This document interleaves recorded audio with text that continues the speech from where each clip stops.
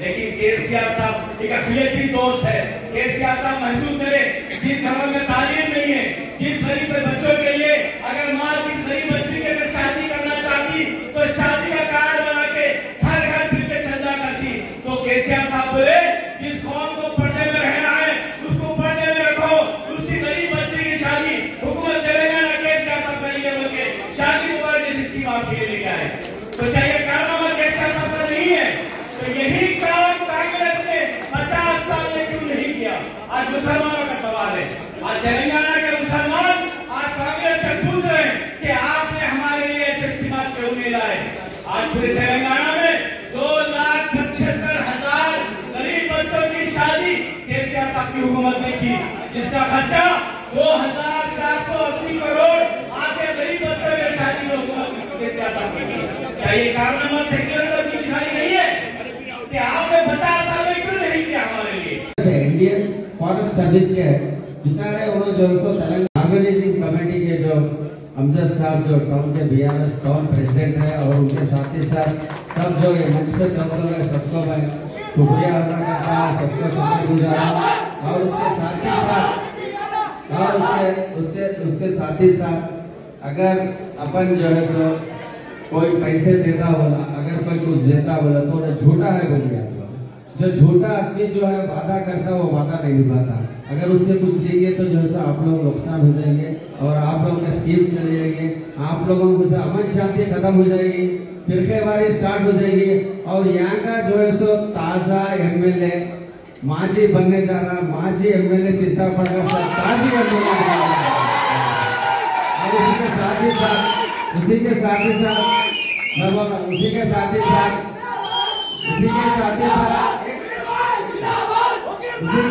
साथ आप लोगों को जो है सो पुराना बस स्टैंड वहाँ पे है, नया बस स्टैंड यहाँ पे है। आपको कौन सा बस स्टैंड होगा आप लोग डिसाइड कर लो, या नए बस स्टैंड पे ठहरेंगे आप लोग या पुराने बस स्टैंड पे ठहरेंगे। और यहाँ का जो एमएलए है हैदराबाद में होटलों में फिरता हो, उसको 5 स्टार होटल होना, 3 स्टार होटल होना, 3 स्टार 2 स्टार 1 स्टार होटल में फिरेगा। और आप लोगों को जो है कभी तो अवेलेबल नहीं रहेगा, अगर अवेलेबल रहेगा तो भी आपका फोन नहीं उठाएगा और आपके कामों में कभी वो साथ नहीं देगा। अब की बार केसीआर, अब की बार केसीआर, अब की बार केसीआर। एक जिम्मेदार आदमी बात कर रहा हूँ। संगारेड्डी हल्के के तमाम मुसलमानों से गुजारिश कर रहा हूँ, महिलाएं मिली है कि सारे मुसलमान 30 तारीख के रोज वोट देकर जिंदा प्रभाकर साहब को बहुत बड़ी मेजॉरिटी के साथ कामयाब बनाए। ये हरीश राव साहब का हल्का है, ये जीत अगर मेजॉरिटी होगी है तो हरीश राव साहब को इसका क्रेडिट जाएगा। और हरीश राव साहब मुसलमानों के अजीज कायद है और बीआरएस पार्टी के रेल की हड्डी है, वो बहुत बड़े जिम्मेदार शख्स है। आपके दरमियान यहाँ पर जिंदा प्रभाकर साहब लेकर आए उनको, और उनको ख्याल दीजिए कि हरीश राव साहब यहाँ पर मौजूद है और जिंदा प्रभाकर साहब को भारी मेजॉरिटी के साथ कम से कम 20-25 हजार मेजॉरिटी से ज्यादा उनको यहाँ पर कामयाब बनाए। तो तमाम संगारेड्डी के मुसलमानों से और तमाम कौमों से, हिंदू मुस्लिम सिख ईसाई सारे लोगों से मैं गुजारिश कर रहा हूँ, मैं इल्तिमास कर रहा हूँ, मैं गुजारिश कर रहा हूँ कि सारे लोग मिलकर एक सेकुलर कायद को हमारे जिंदा प्रभाकर साहब जो बीमारी की सेहत की बीमारी की वजह से भी 5 साल से इलेक्शन हारने के बाद दूर रहे, लेकिन अवामी खिदमत करते रहे और अवाम के दरमियान रहे। वो आपके दरमियान रहकर ही आपसे वोट हासिल करना चाहते हैं और आपसे वोट मांगना चाहते हैं, और आपकी जिम्मेदारी है कि उनको भारी अक्सरियत के साथ जिताएं। और हरीश राव साहब यहाँ मौजूद करें और केसीआर साहब हमारे तेलंगाना के सेकुलर लीडर है, उनकी पहचान हिंदुस्तान में ही नहीं सारी दुनिया में केसीआर साहब की पहचान है। ये बिल्कुल हकीकत बात है। अरब कंट्री में चले जाओ, ऑस्ट्रेलिया चले जाओ, अमेरिका चले जाओ, कनाडा चले जाओ, आप कहीं दुनिया के किसी कोने में चले जाओ, केसीआर साहब की जो खिदमत है तेलंगाना के लिए वो कोई भी नहीं भूल सकते।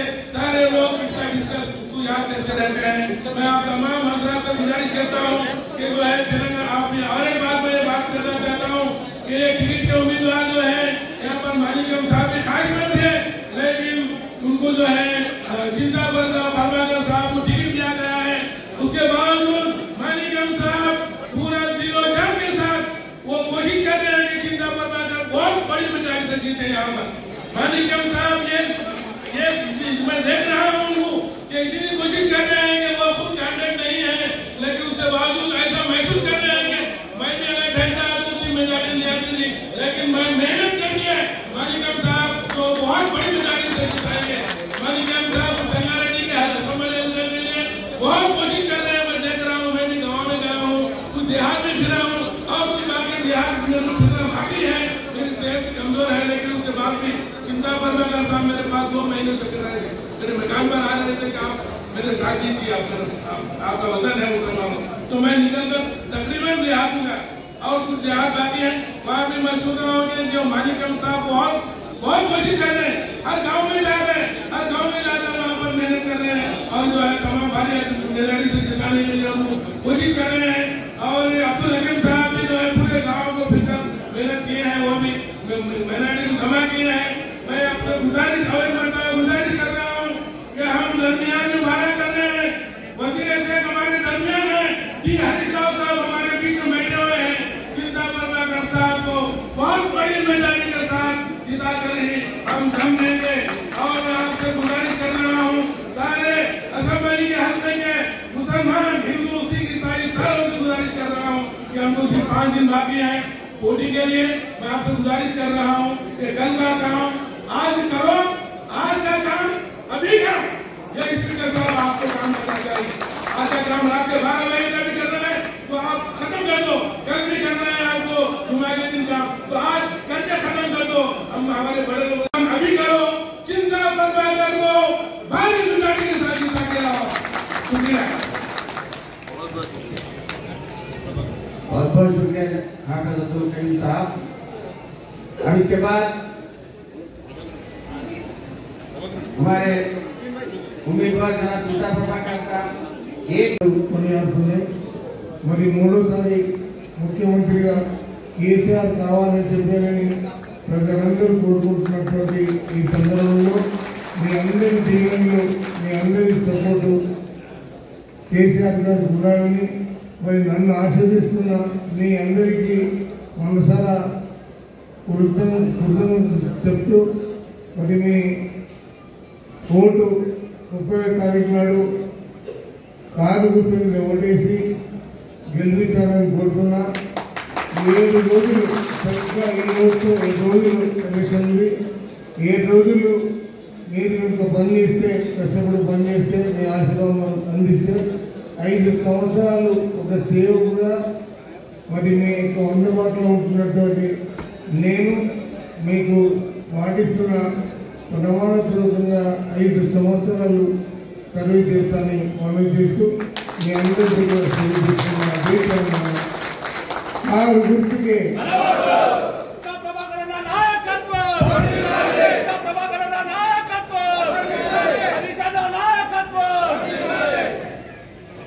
मैं सिर्फ 2 मिनट में अपनी बात खत्म करूंगा, इसीलिए मैंने हरीश्वर साहब से इजाजत दिया। मेरा बहनों और भाइयों, आज का ये मीटिंग में आप तमाम हजरात का मैं तहे दिल से आने का शुक्रिया अदा करता हूँ। और खासतौर से सलासीपेट मंडल, कोल्हापुर मंडल, संगारेड्डी मंडल, कंदी मंडल के बहुत से हमारे दोस्त अहबाब यहाँ पर आए हैं। मैं उनका फिर एक मरतबा तहे दिल से शुक्रिया अदा करता हूँ। सर, यहाँ पर जो है ज्यादा चीजें इमाम साहिबान को जो है बहुत से लोग जो है मामूली छोटी सी तनख्वाह पर अपने गुजारा करते हैं, ये सभी को मालूम है। उनके लिए अपना जाति घर नहीं होता, जाति कोई मकान या प्लाट भी नहीं होता, तो ये लोग जो है अपनी छोटी सी तनख्वाह में जो है गुजारा किराए के मकान में करते हैं। सर, तो उनके लिए आप ऐलान कीजिए कि इमामों को और मौजूदों को जो है इंशाअल्लाह ताला सभी को प्लाट देना चाहिए। मैं आपसे दरख्वास्त करता हूँ। दूसरा जो है गुजारिश ये है सर कि यहाँ पर इस तरीके से हैदराबाद में जो केसीआर साहब ने जो इस्लामिक सेंटर बनाने का ऐलान किया है और इंशाअल्लाह मैं समझता हूँ कि अंसारी को काम शुरू होगा। उसी तरह पर हमारे पास जो है अहम जो है जमातें हैं, जैसे कि सुन्नतुल जमात, जमात इस्लामी, तबलीगी जमात या जमात उलमाए हिंद, इनके जो डिस्ट्रिक्ट ब्रांचेस हैं वहाँ वो संगारेड्डी उसका हेडक्वार्टर है। इन जमातों के लिए कम से कम 1,000 गज का एक प्लॉट सर जमातों के लिए, ताकि उनका एक अपना जो सेंटर बना ले सके। इन जमातों के लिए जो 1,000 का एक प्लॉट अलॉट करें तो मेहरबानी। और तीसरी बात ये है कि सर जो है इस तरीके से गवर्नमेंट जो है ब्रेकफास्ट का, इससे पहले भी हमारे मुखिम साहब भी उसके बारे में बोले हैं, मैं भी उसको रिमाइंड कर रहा हूँ। It's not a new demand sir, कि जिस तरीके से स्कूलों पर जो है नाश्ते का इंतजाम किया गया है लड़कों बच्चों के लिए, स्टूडेंट्स के लिए, वो स्कीम जो है मदरसा स्टूडेंट्स के लिए लागू करें। कई मदारिस हमारे ऐसे तो इन बच्चों के लिए भी नाश्ते का इंतजाम करें। ये मेरे आपसे हम्बल रिक्वेस्ट है। फिर एक मरतबा तमाम लीडरों का, यहाँ आने वालों का बेहद शुक्रिया। सर एक सेकंड, अबू बकर जो है साहब यहाँ का लोकल लीडर है, वो कांग्रेस में ज्वाइन कांग्रेस में थे तो ज्वाइन कर रहे हैं।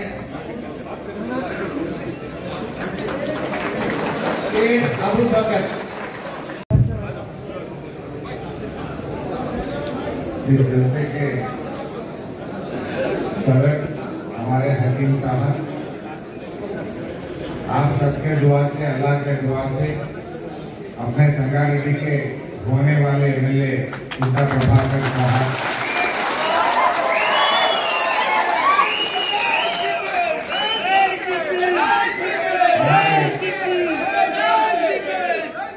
अपने बड़े हाफिज साहब कयूम साहब, शेख अहमद साहब, हमारे सुप्रीम कोर्ट एडवोकेट मुकीम साहब, मुकीम भाई, वासिफ भाई, शेख रशीद भाई, सैयद अजीम साहब, मुस्तफ़ा साहब, समी काउंसलर साहब, साबिर काउंसलर साहब, हमारे शकील कोऑप्शन, जवाहर कोऑप्शन, याकूब अली, सलाउद्दीन सरपंच साहब, हमारे police retired officer Mahmood Ali साहब, मसीह साहब, आरिफ भाई एमएन के काउंसलर, अमीनुद्दीन, हमारे मानिक मन्ना और तमाम बुजुर्गों, भाइयों, बहनों, आप सबका सलाम अलैकुम। पहले आपकी कीमती वक्त निकाल के आज सीता प्रभाकर साहब को दुआ देने के लिए आप सब आए, मैं आप सबका तहे दिल से शुक्रिया अदा करता हूं। एक गंगा जमुना तहसीब जैसा हिंदू मुसलमान अच्छा मिलके हम सब जी रहे हैं। आज ये माहौल को आगे लेके जाना है। संगारेड्डी के बारे में भी आप सोचना है, तेलंगाना के बारे में भी आप सोचना है। आज तेलंगाना में अभी हमारे इतिहास में बताए पिछले 10 साल में कांग्रेस सरकार ने क्या खर्चा करा, आज ये 9.5 साल में केसीआर साहब ने 11 से 12 हजार करोड़ रुपए खर्च कर चुके हैं। आज चिमरिस के स्कूल के बारे में, शादी मुबारक के बारे में, बहुत सारे कारपोरेशन लोन्स के बारे में आप सब जानते हैं। हम तो एक ही चाहते हैं कि तेलंगाना अमन के साथ आगे जाना है। भाइयों बहनों, आज चिंता प्रभाकर साहब भी एक सेक्युलर लीडर हैं। उनके पूछने से मैं सदाशिवपेट में एक 5 एकड़ कब्रिस्तान के लिए जमीन दिए, आप भी जानते हैं। संगारेड्डी में भी एक 6 एकड़ जमीन दे चुके हैं, उसका भी पोजीशन हैंड ओवर करवा के कंपाउंड वॉल और उसका पानी का बिजली का सहूलत भी आगे मैं जरूर करवाऊंगा। आज 3 माइनॉरिटी रेजिडेंशियल स्कूल अपने संगारेड्डी को मिला है। एक संगारेड्डी, दूसरा सदाशिवपेट, तीसरा कंदी में 3 रेजिडेंशियल स्कूल दिए। उसका पक्का बिल्डिंग भी आगे हम अच्छी स्कूल भी बनाएंगे। और हमारे हकीम भाई ने 2-3 बात मेरे सामने रखे हैं। हकीम भाई बोलने से पहले हमारे मुकीम भाई भी बताए। मुकीम भाई खाने का बोले, हकीम भाई नाश्ता का बोले। जो अपना मदरसे में बच्चे पढ़ते हैं उनका खाने का इंतजाम सर्व शिक्षा अभियान के अंदर सरकार की तरफ से कराने के लिए खाने के बाद हकीम भाई बात बोले। और मैं समझता हूँ हकीम भाई बोले, हकीम भाई नाश्ता भूल गए बोल के नाश्ते की बात बताए। लेकिन जो भी करेंगे दो भी करना चाहिए।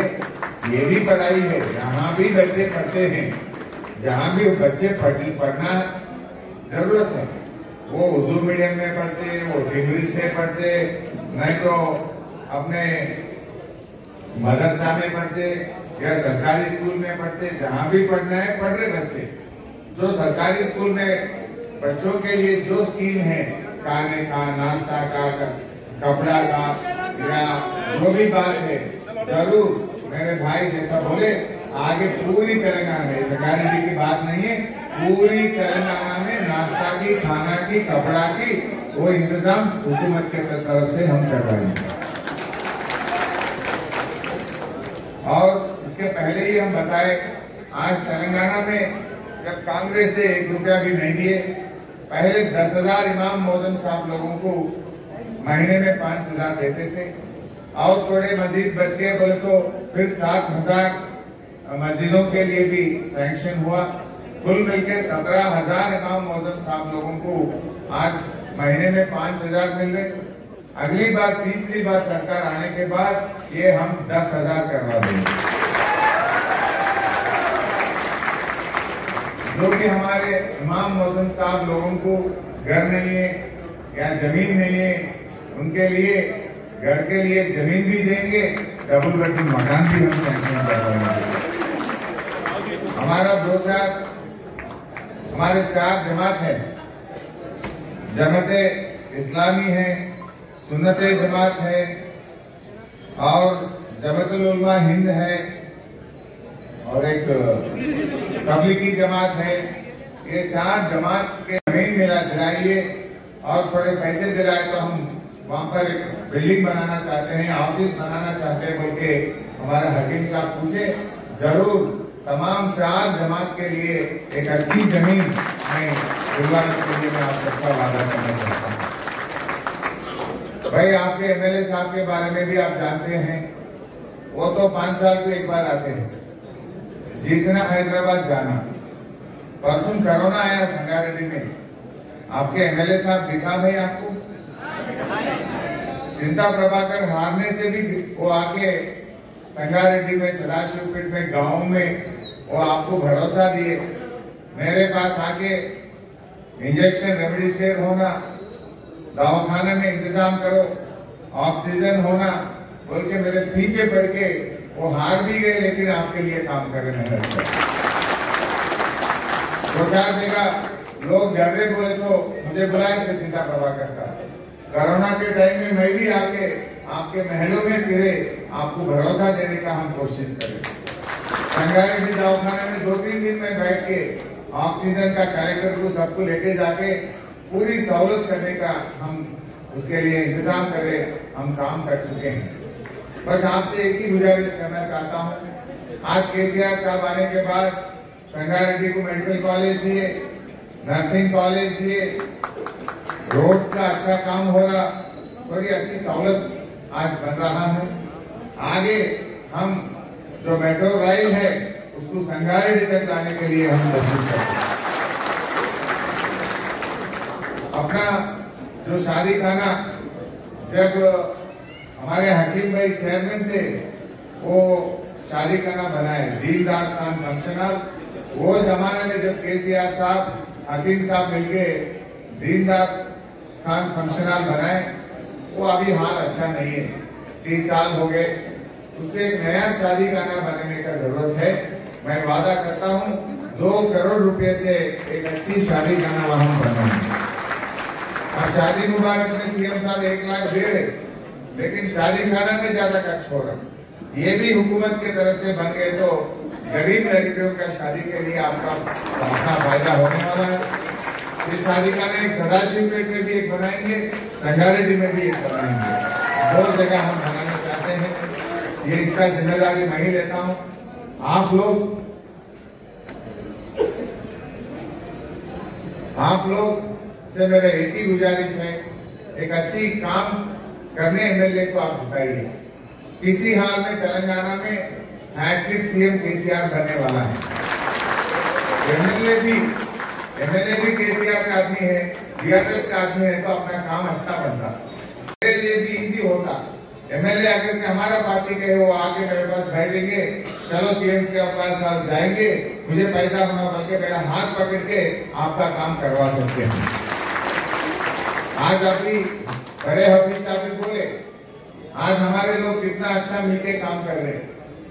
मानिकेम साहब को टिकट नहीं मिला, फिर भी वो खुद कैंडिडेट बन के घर घर गांव फिर रहे चिंता प्रभाकर को जिताने के लिए। कांग्रेस में ऐसा काम हो सकता भाई? कितने सीएम हैं? अरे जगारेड्डी भी बोलने लगे, जीतता नहीं एमएलए, लेकिन है भी बोलना लगे। एक जाना रेड्डी साहब है, वो तो एमएलए कंटेस्ट ही नहीं कर रहा, फिर भी बोल रहा मैं भी बनता हूँ। ये लोग काम नहीं कर सकते। ये लोग सीएम को कुर्सी से उठा के निकालने के लिए क्या करे ओल्ड सिटी में, आप हम लोग जानते नहीं क्या? कितना फसाद करे लोग, कितना परेशान करे, कितना दिन कर्फ्यू रखे, जिंदगी इतने परेशान करे कांग्रेस वाले, आप जानते हैं। भाई मैं एक ही बात और भी बोलना, केसीआर साहब से मिलने वाला नहीं है।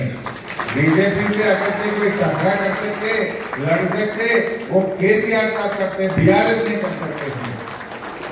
कांग्रेस वाले आज उनकी नाकामी की वजह से आज बीजेपी दूसरी बार जीत के दिल्ली में बैठा है। अगर से राहुल गांधी अच्छा टकरे करे तो उन्हें दूसरी बार कैसा जीता? इनसे नहीं हो सकता। गुजरात में इलेक्शन होता, इनका पादयात्रा गुजरात के बाजू से निकलता, जाता नहीं गुजरात में। जहां इलेक्शन होता वहां जाके मेहनत करके बीजेपी को हराते क्या? नहीं वहां इलेक्शन चल रहा है, जरा मैं बाजू से निकल जाता हूं, बोलते क्या नहीं हुआ आप लोगों को नहीं मालूम। गया नहीं गुजरात में इलेक्शन चलाते, छोड़ दिया कांग्रेस पार्टी को, तुम जीत लो, वो एकदम जीत गया। उन्हें वहां जाके लोगों को बोलना, भरोसा दिलाना, आप क्या काम करते बताना चाहिए, उनको हराना चाहिए। ये काम उन लोगों से नहीं हो सकता। आज तेलंगाना में अगर से बीजेपी का कोई यहाँ मौका दिया सीएम साहब ने, लास्ट टाइम तो एक ही सीट जीते, अभी ये बार भी या डकआउट होते या 1-2 जीते, उससे ज्यादा तो उनको मौका मिलता नहीं करना। आज ओल्ड सिटी में गोशा महल में भी हम पूरी तरीके से लड़ रहे। हम अपने बीआरएस पार्टी को जिताने के लिए पार्टी ने पूरा ताकत लगा के हम गोशा महल में जिताने के लिए हम पूरी तरीके से कोशिश कर रहे हैं। कांग्रेस कर सकती है काम, आप लोग सोचना चाहिए। भाइयों, बस मेरे को और सीएम साहब का जहीराबाद में मीटिंग है, थोड़ा जल्दी जाना है। सीएम साहब ऑलरेडी विकाराबाद से निकल चुके हैं। मैं फिर एक बार आप सबसे सलाम करते हुए गुजारिश करता हूं, सिद्धा प्रभाकर साहब को बड़ी मेजॉरिटी से उनको जिताइए, आपका दुआ दीजिए। शुक्रिया अदा करता हूं। कालवाकुंडा का रोड जल्दी बनाने के लिए मेरे भाई बता रहे और सैंक्शन हो गए, जल्दी से जल्दी मैं काम शुरू करूँ। करके माफ करना सर।